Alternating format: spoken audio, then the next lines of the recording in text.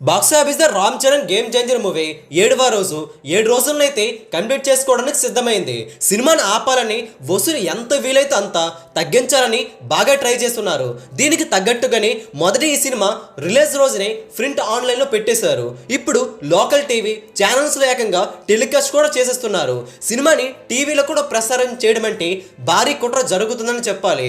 ఇక day 7 box office ధర వసూలు ఎంత 450 కోట్ల గ్రాస్ టార్గెట్లు 7 డేస్ బాక్స్ ఆఫీస్ దగ్గర రికవరీ అంతా లాభమో నష్టమో తెలుసుకుందామా పదండి.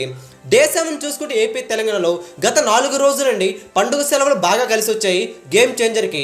అందుకని నష్టాలను మరింత తగ్గించుకునే అవకాశం అయితే ట్రై చేస్తుంది. AP Telangana day 7 box office ధర ఈ రోజున 4 కోట్ల వరకు షేర్ అయితే కన్ఫర్మ్ అయిందని బుకింగ్స్ ఆధారంగా ట్రేడ్ స్పష్టం చేస్తుంది.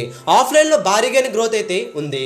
హిందీలో చూసుకుంటే 6 రోజుల్లోనే 34 కోట్ల 70 లక్షల నెట్ అయితే ఉంది అక్కడ. ఇక డే 7 చూసుకుంటే 2.5 కోట్ల వరకు నెట్ అయితే అందుకోవడం ఖాయమైంది. ఇక ప్రపంచవ్యాప్తంగా చూసుకుంటే 5 కోట్ల 60 లక్షల వరకు షేర్ను 10 కోట్ల వరకు గ్రాస్ అయితే అందుకోవడం ఖాయమైంది.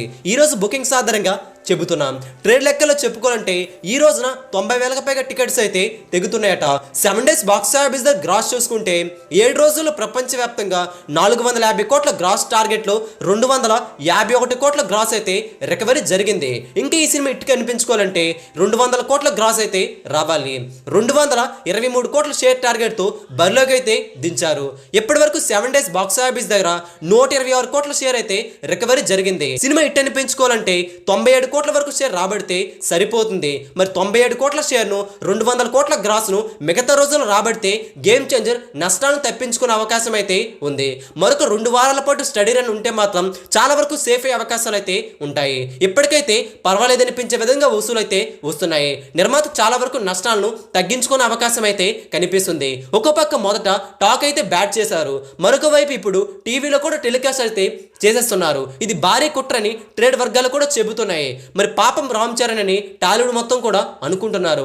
మరి గేమ్ చేంజర్ పై జరుగుతున్న కుట్రపై అదేవిధంగా ఈ సినిమా లాంగ్ రన్ లో 97 కోట్ల వరకు షేర్ రాబడుతుందో లేదో కామెంట్ చేయండి. ఈ వీడియోని అందరికీ తెలిసేలా లైక్ చేయండి, షేర్ కూడా చేసేయండి. లేటెస్ట్ బాక్స్ ఆఫీస్ అప్డేట్స్ మీ వరకు త్వరగా రావాలంటే Telugu cine star channel subscribe చేసుకుని సపోర్ట్ కూడా చేయండి.